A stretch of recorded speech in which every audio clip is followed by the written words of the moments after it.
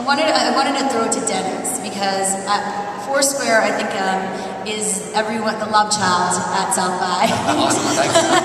Everyone's talking. I mean, everyone obviously was talking about it before South by Southwest, but it seems like this is your year. Are you surprised to hear that? Well, I mean, things have been kind of escalating for us at a pretty rapid pace. We've seen this crazy hockey stick growth, and in terms of users and usage, and it's, you know, the best part about coming here is, you know, we came down here last year and we rolled this stuff out not knowing if people would be into it or if they'd kind of laugh us out of the convention center. And so, you know, coming back this year, everyone's using it, everyone's really into it, and it's nice to connect with everyone here that's like playing around with it. So, it goes back to what I was saying before. It's not having a fear of failure. You came over here, you didn't know what people were going to think of it, you didn't know if you were going to be laughed at, but you thought you had a cool idea and you just ran with it. Like, look at the app now. If anyone's been using it for 2 weeks before, like, we rolled out a new app, we changed the UI around, we did some weird stuff with trending, and we don't know if that's going to work or not. We're doing like public experiments with everyone here. We're getting feedback from people that run into us on the FourSquare court outside. We take all that stuff, write it down, go back to the office, reinvent, and the product's going to look different 10 days from now. What kind of growth, you said growth, what kind of growth are you seeing? Well, usage is generally up 100% every month, which is crazy. And then, you know, right? And then new user account growth is between, you know, it's like 55 and 70%, depending on how things are going. So how many people are using FourSquare right now? What are the stats? Like a week ago we broke 500,000 like 10 days ago, and now I think we're at 560. Wow. So it's crazy. You know? So why do you think location-based tools, why is that the thing right now? Why are we transitioning into that? It's the way that, you know, it's what we do when we're not online. We're at places, we're doing things. And, you know, Twitter, look at like the very early days of Twitter when people looked at it and it's like, why does anyone care that you're eating a sandwich or going to the movies? And over time, we just learned that the more you share about what you're doing, like the more interesting your life becomes in the context of everyone else. And, you know, location sharing is a big part of that. By sharing the places that you go, the places that you visit, the people you hang out with, it just, you know, it enables everything from like serendipitous meetups to discovery about new places and new things to do. What you guys did that's so good, and what location networks really allow us to do is combine the online world with the offline world. Yeah. You guys do that brilliantly. Yeah, do you find, is it interesting for you to be pitching the brands? Do you guys pitch brands, or do they come to you? How does that process work? We don't pitch anyone. It's awesome, right? Like, we're in such a fortunate position where, you know, this goes back to what you guys were talking about before, experimental brands, and who gets it, right? And so we don't do any outbound business development, it's all incoming. And, you know, some of it is okay, some of it's kind of lousy, and there's like a few nuggets that are really good, and those are the folks that we've decided to work with. And the organizations that we are working with, like you guys or some, like Bravos, others, like the Times, you know, there are people that understand it, and they're willing to throw crazy ideas at us, and, you know, it takes maybe 2 hours of talking on the phone or a couple of phone calls just to figure it out, but there's interesting ideas there. If you guys are willing to experiment with us, we're willing to experiment with them. You know, what's amazing for us is that it also forces us to learn and think different, and so we love to bring the minds inside of our organization as well, so we benefit from it too, and that's kind of what we're looking to do across the spaces. If you've got good ideas and interesting technologies, come talk to PepsiCo. We want to figure out how to learn and partner with you guys. I want to know how much of your marketing is spent on social media now, or online.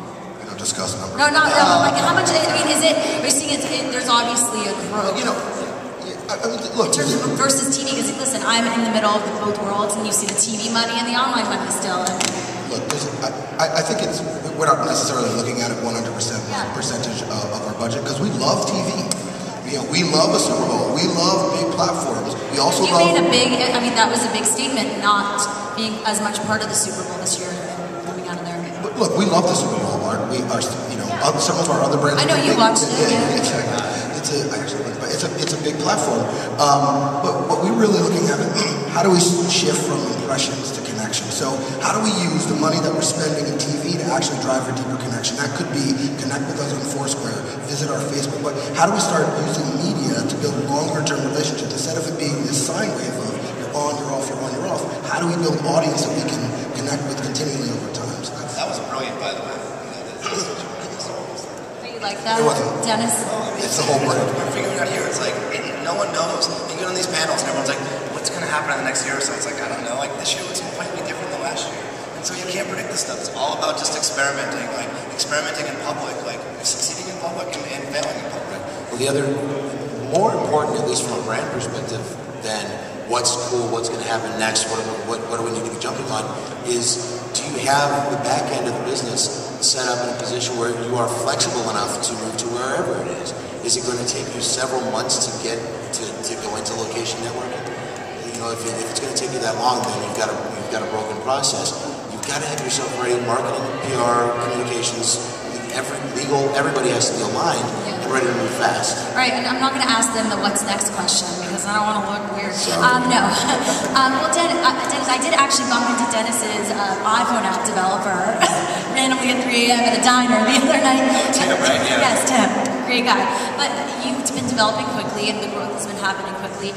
You have the app now on the iPhone, BlackBerry. What is next? I mean, are you going to move towards having kind of like in terms of Twitter had the user selected list? Are you going to kind of go towards having evangelists in different communities and I think so. We're starting to see, you see this already on FourSquare. You've got, you know, the average person has like 6 or 8 friends, which is much different than what Facebook is. Like you've got some people that have, you know, 50 or 100 friends, but then you've got like your Robert Scobles and like you're getting into that level where we're starting to have like celebrities perhaps interested in using it. So it's a different type of paradigm. Like FourSquare is a different product than Twitter. You're sharing a different type of location, and it's a different set of problems that we have to adjust for. So what is next for you? I mean, you're obviously moving forward to develop stuff because there's a lot of people using it. Yeah, I mean, what's next for us is like we can start to help people make smarter decisions about the things that they're doing. Like people talk about Twitter and like, oh, a tweet isn't valuable 15 minutes after you send it. And you know, is that true or not? We're not sure. But you know, people say the same thing about a check-in. Like, oh yeah, I missed that person, so what? No. The value of the check-in is not, you know, that it's that 15 minutes, but it's also, you know, the check-ins from 5 days ago, from 10 days ago, from 2 months ago. It's all information on the types of things that you like to do, that people like to hang out with. And we can start using that to surface interesting things. So when you come back here next year, you're not looking for the place that has breakfast tacos. FourSquare will buzz in your pocket and be like, guess what? It's breakfast taco time, and this is where you go. Whoa, so you're going to like control our lives. You're like, go eat breakfast tacos now at this place. Or that friend that taps you on the shoulder and says, hey, you're going to have a fun time if you do this. So curation, in a way, is the future. Is that the buzzword we're hearing this year?